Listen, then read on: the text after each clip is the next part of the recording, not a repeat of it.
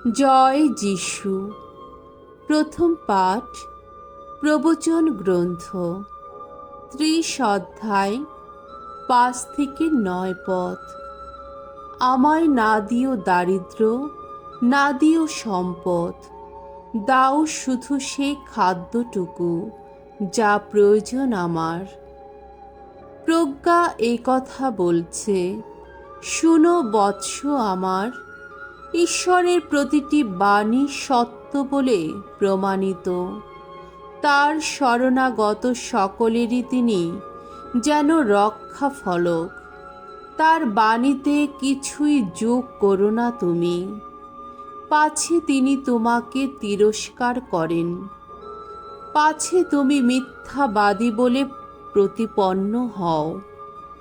ওগো ভগবান, তোমার কাছে শুধু 2টি যাচনা আছে আমার মৃত্যুর আগে তা পূর্ণ করতে অস্বীকার করো না। আমার কাছ থেকে দূরে রাখো যত ছলনা চাতুরী, যত মিথ্যা ভাষণ। আমায় না দিও দৈন্য, না দিও সম্পদ, দাও শুধু সেই খাদ্যটুকু যা প্রয়োজন আমার। নইলে হয়তো বেশি পেয়ে তোমাকে অস্বীকার করব আমি। তখন হয়তো বলবো, ভগবান আবার কে? কিংবা হয়তো অভাবে পড়ে চুরির আশ্রয় নেব আমি। কলঙ্কিত করব আমি আমার আপন ঈশ্বরেরই নাম। প্রভুর বাণী। ঈশ্বরকে ধন্যবাদ। সাম সঙ্গীত 119 অধ্যায় 29 পদ, 72 পদ, 89 পদ, 101 পদ, 104 পদ এবং 163 পদ। ধো, তোমার বাণী প্রভু আমাদের পথের আলো। মিথ্যা মোহের পথ থেকে ওগো দূরেই রাখো আমায়। কৃপা করো তুমি, শেখাও তোমার বিধান।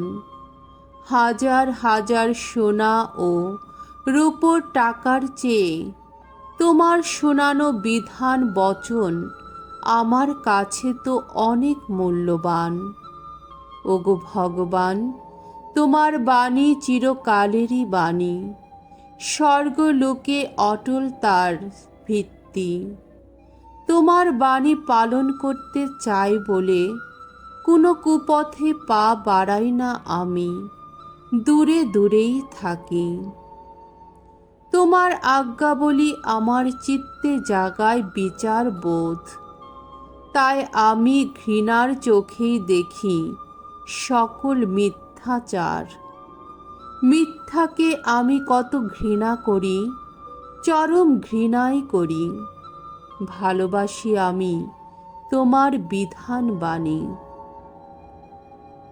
বাণী বন্দনা। জয় জয় প্রভুর জয়। আর দেরি নেই, আসছে ধর্মরাজ্য। তোমরা এখন বিশ্বাস করো মঙ্গল সমাচার। জয় জয় প্রভুর জয়।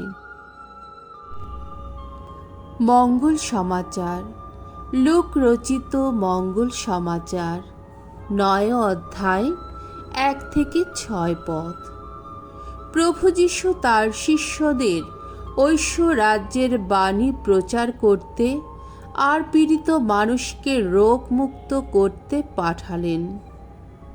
একদিন যীশু তার সেই 12 জন শিষ্যকে একত্রে ডাকলেন। সমস্ত অপদূতকে বশীভূত করার জন্যে ও মানুষের যত রোগ ব্যাধি নিরাময় করার জন্যে তিনি সেদিন তাদের বিশেষ শক্তি ও ক্ষমতা দিলেন। তারপর তিনি তাদের ঐশ্ব রাজ্যের বাণী প্রচার করতে ও পীড়িত মানুষকে রোগ মুক্ত করতে পাঠিয়ে দিলেন। তিনি তাদের বললেন, পথের জন্যে তোমরা কিছুই সঙ্গে নিও না, লাঠিও নয়, ঝুলিও নয়, রুটিও নয়, টাকা কড়িও নয়। তোমাদের সঙ্গে যেন একটার বেশি দুটো জামাও না থাকে। তোমরা যে বাড়িতেই আশ্রয় পাও না কেন, সেখানেই থেকো, আর যখন ওই জায়গা ছেড়ে চলে যাবে তখন সেখান থেকেই যেও। যারা তোমাদের গ্রহণ করতে চাইবে না, তাদের শহর ছেড়ে চলে যাবার সময়ে তোমরা পায়ের ধুলো ঝেড়ে ফেলে তাদের সতর্ক করেই যেও। শিষ্যেরা তখন বেরিয়ে পড়লেন এবং এক গ্রাম থেকে অন্য গ্রামে গিয়ে সব জায়গাতেই তারা মঙ্গল সমাচার প্রচার করতে লাগলেন আর পীড়িত মানুষকে নিরাময় করতে লাগলেন। প্রভুর মঙ্গলময় বাণী। খ্রিস্ট প্রভু তোমার প্রশংসা হোক।